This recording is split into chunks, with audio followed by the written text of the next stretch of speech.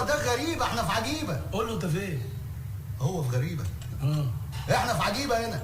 تعالوا معايا النهارده هاخدكم في مكان من اجمل الاماكن اللي موجوده في مطروح، وهو شاطئ عجيبه. طيب هو ليه اسمه كده يا ترى؟ بص يا سيدي، بصراحه مش عارف اقول لكم ايه ولا ايه، بس انت اول لما هتشوف المكان هتعرف على طول هو ليه اسمه عجيب. من الوان الميه والمناظر الموجوده هناك، من الاخر كده الطبيعه دايما بتكسب. وعايز اقول لك ان في سنه 2020 اصدر موقع بيك 7 ترافل، وده واحد من المواقع الموثوق منها اللي بياخد رايها معظم المسافرين حول العالم في اختيار اماكن مناسبه للسفر. اصدر تقرير عن افضل 50 شاطئ في العالم، وكان منهم شاطئ عجيب. مش كده وبس، ده كمان في مجلة اسمها بويدي بياخي كانت برضه بتتكلم عن أفضل 50 شاطئ على مستوى العالم، وقالت إن شاطئ عجيبة المصري من أفضل السواحل على امتداد البحر الأبيض المتوسط. علشان تروح المكان ده محتاج تصحى بدري شوية، ويفضل يكون قبل شروق الشمس. وده ليه؟ علشان تعرف تلاقي مكان وما يكونش زحمة هناك. ومتنساش طبعا تكون شاحن تليفونك كويس جدا، عشان هتتصور شوية صور روعة. وأول لما توصل هناك هتشوف المنظر الجميل ده. كل اللي فات ده كوم، والسلم بتاع الشاطئ كوم تاني خالص. اما لو انت رايح عشان عايز تبلبط وتنزل الميه،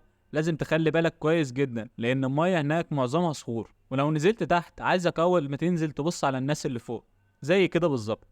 وكمان ما تنساش تاخد صوره على المرجحه دي، وانصحك انك تستنى الغروب وتشوفه وانت هناك، علشان بجد هيفوتك حاجه جميله قوي. وفي اخر الفيديو حابب اقول لك ما تنساش تجيب شويه هدايا تذكاريه من هناك، لان في ناس بتبيع حاجات حلوه قوي. كده يكون فيديو عجيبه خلص. ما تنسوش اللايك والكومنت والشير علشان الفيديو يوصل لكل الناس. استنوا الفيديو اللي جاي. سلام.